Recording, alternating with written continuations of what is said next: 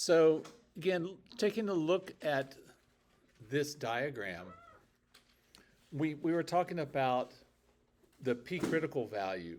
And so that is when you take your sample, there's a certain dividing line between if I get a proportion bigger than this, I'm going to do one thing, and if I get a proportion smaller than this, I'm going to do something else. The line where that is, that's your P critical.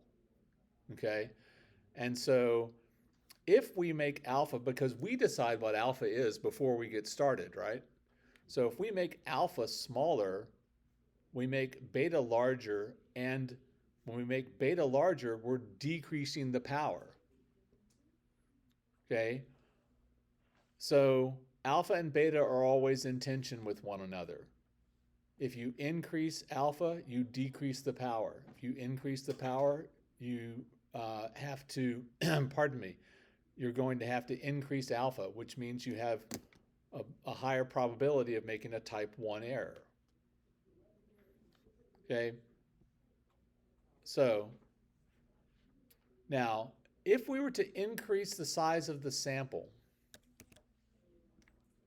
so if we're increasing the size of the sample, you'd still have a normal curve, but it would be narrower and taller, right?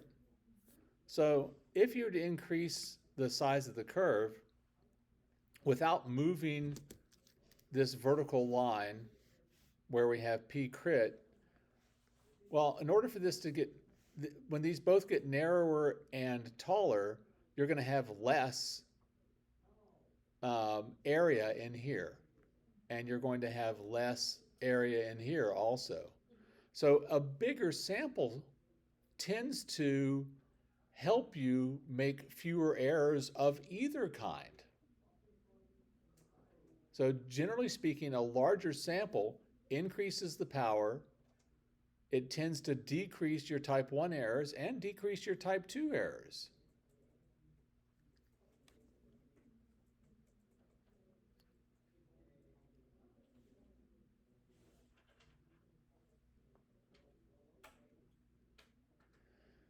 And finally, if the difference between P and P naught was larger, so the difference between what we assumed and what's actual here is larger, then the bigger that is, like if I picked up this whole curve and moved it further to the right so that the distance was larger, I'm automatically increasing the power because beta is going to get smaller as I drag this whole curve further over to the right. So that's the idea of if what's actually happening is way different than my assumption, I'm going to have a very powerful test. It's not worth much because everybody goes, oh yeah, doesn't take much to be able to figure that out. Okay? All right. Any questions about any of that as you have thought about it since yesterday? We had a lot going on yesterday. Pardon? We had a lot going on yesterday. And how old is your sock baby?